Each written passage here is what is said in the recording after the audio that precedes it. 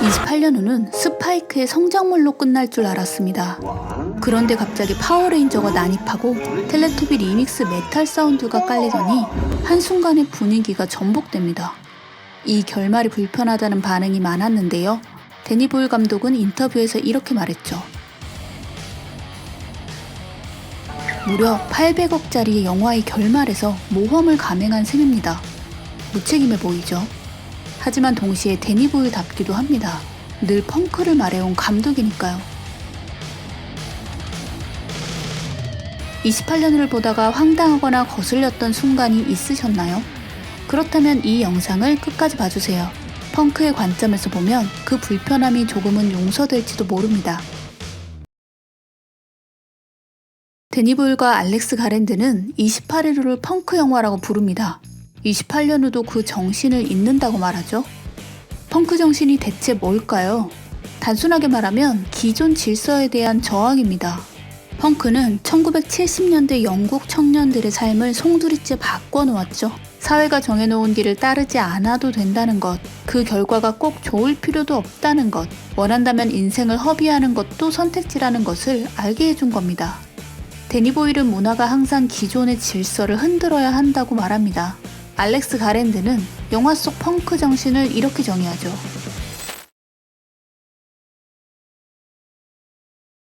(28년 후를) 보는 내내 제 머릿속을 떠나지 않던 문장입니다. 시리즈를 전부 보셨다면 아시겠지만 28일 후와 28년 후는 닮았습니다. 반면 28주 후는 성격이 조금 다르죠. 잘 만들어진 상업영화의 공식을 따릅니다. 오늘은 28년 후를 중심으로 28일 후는 곁들여 이 두 영화 속에서 발견할 수 있는 펑크 정신에 대해 이야기해 보겠습니다. 장르 영화는 보통 톤을 일관되게 유지합니다. 공포 영화는 처음부터 끝까지 공포 영화답죠. 우리는 이미 수많은 영화를 통해 그 톤을 학습해왔기 때문에 톤이 일관되어야 예상 안에서 편하게 몰입할 수 있습니다. 하지만 28년 후는 이 규범을 의도적으로 거부합니다. 초반은 좀비 호러 스릴러, 중반부터는 병든 어머니와 동행하는 감성 모험극. 제작사 소니는 이 변화가 팬들을 실망시킬까봐 걱정했습니다. 그래서 시사회에선 초반 28분만 공개했죠. 그런데 개봉 후 의외의 반응이 나왔습니다. 많은 관객이 몰입했고 눈물을 흘렸다는 반응도 있었죠. 하지만 28년 후는 여기서 또 한 번 판을 뒤집습니다. 영화 종료 2분을 남기고 기습적으로 톤을 바꾸죠. 이번엔 제3의 톤, 패러디 풍자물 같은 느낌을 줍니다. 몰입해 있던 관객마저 등을 돌리게 만드는 과격한 선택이었는데요. 이 선택에 반한 관객도 있더랬죠. 놀라운 사실은 이렇게 논란이 많았는데도 영화는 상업적으로 성공했다는 겁니다. 2025년 8월 기준 전 세계에서 1억 5천만 달러를 벌어들였죠. 제작비의 2배 이상입니다.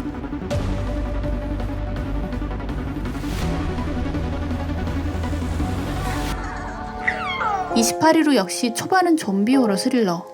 그러다 라디오 신호를 따라 맨체스터로 향하면서 영화는 로드무비로 바뀝니다. 지금 보시는 장면은 제가 가장 좋아하는 순간인데요.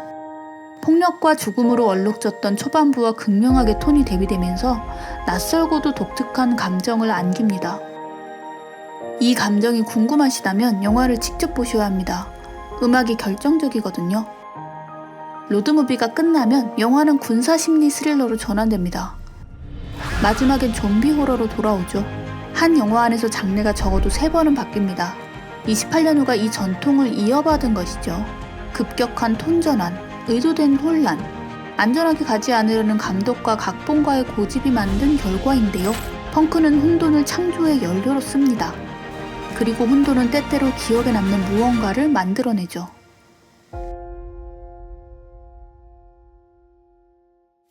여러분은 이 영화에 자기 희생하는 인물이 없다는 사실을 눈치채셨나요? 좀비물엔 자기를 희생해 타인을 구하는 인물이 거의 공식처럼 등장합니다. 이런 캐릭터는 악랄한 인간 군상들 사이에서 잠시나마 인류애를 느끼게 해주는 존재입니다. 그런데 28년 후에는 그런 인물이 없습니다.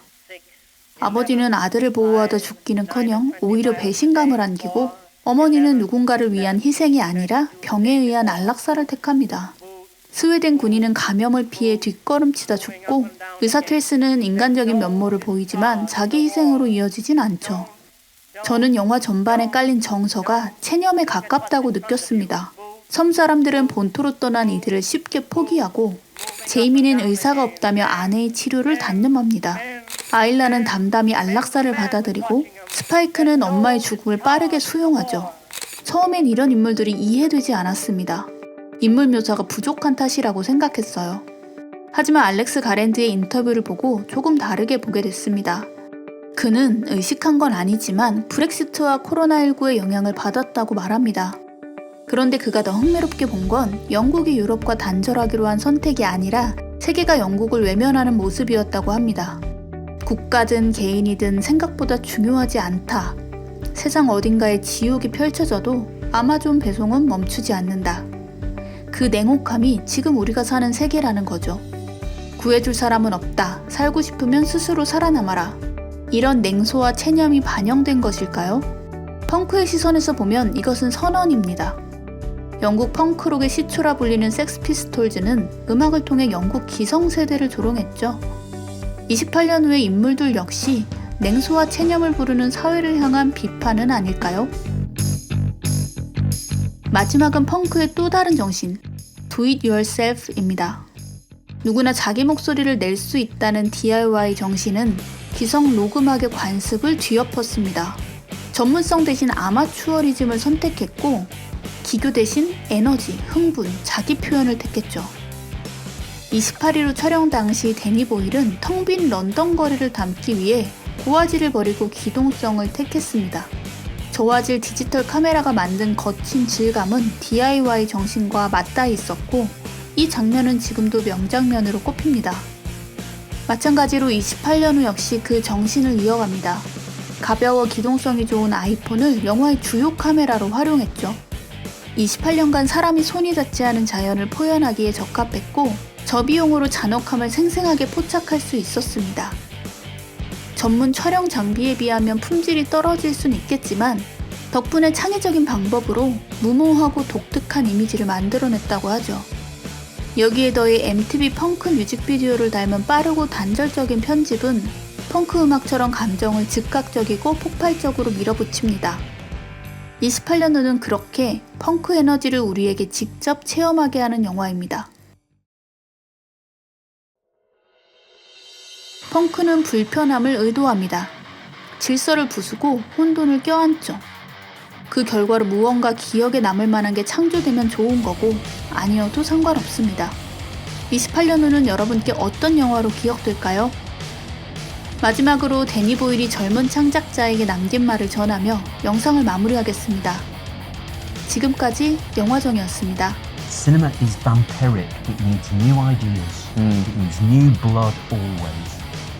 Don't respect the older generation too much. That's interesting advice.